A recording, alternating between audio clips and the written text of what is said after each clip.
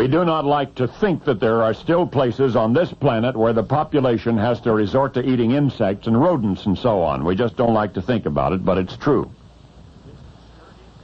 In fact, there's one country on the outskirts of dietary civilization in which the processing of flies and maggots and even rodent dung is officially condoned and controlled as food. I mean, officially, governmentally approved. Maybe we ought to send them some real food, you say. Well, first, let's hear the rest of the story.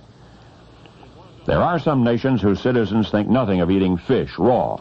Civilized Japan is one. Sashimi, plain raw fish, and sushi, the same garnished with rice and seaweed, are considered delicacies by the Japanese and now by many Americans who dine in Japanese restaurants. Freshwater sashimi bears the potential hazard of worm infestation. Raw saltwater fish, they say, does not. The jury is still arguing hazards versus health benefits of such food.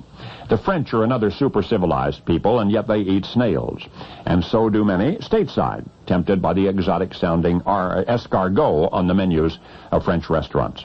In parts of Mexico, grasshoppers and breadworms are considered perfectly acceptable food sources.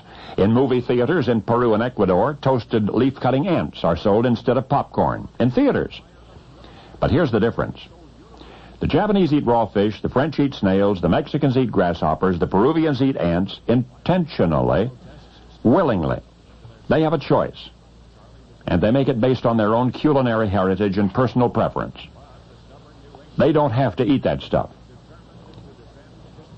But there is one country in the world whose people have no choice, whose government dictates and regulates a diet widely considered repugnant among the people governed by that government. In an incredible culture, the masses are consuming flies and maggots and rodent remnants, even excrement, and they're eating such things of necessity. Their government says, even though it's entirely against their will, they don't want to, their government says they have to. Properly processed, it's argued that such food sources present no substantial health hazard. They're even rich in protein and even, according to some, enhance the taste of a meal. And volumes of charts are available which represent the specific nutritional values of flies and maggots and termites and worms and moths and so on. India, you would guess. No, East Indians have more respect for flies than that. Now, the government we are discussing allows 20 maggots per 100 grams of mushrooms sold in the grocery stores. 20 maggots per 100 grams. 30 fruit flies, or 15 house flies and 15 eggs and 1 maggot per 100 grams of tomato ketchup. There is no limitation whatever on the number of aphids and thrips and mites in apple butter.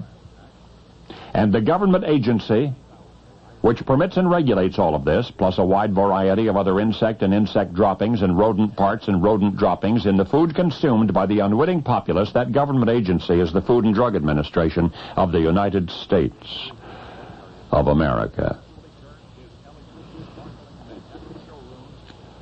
And now you know the rest of the story.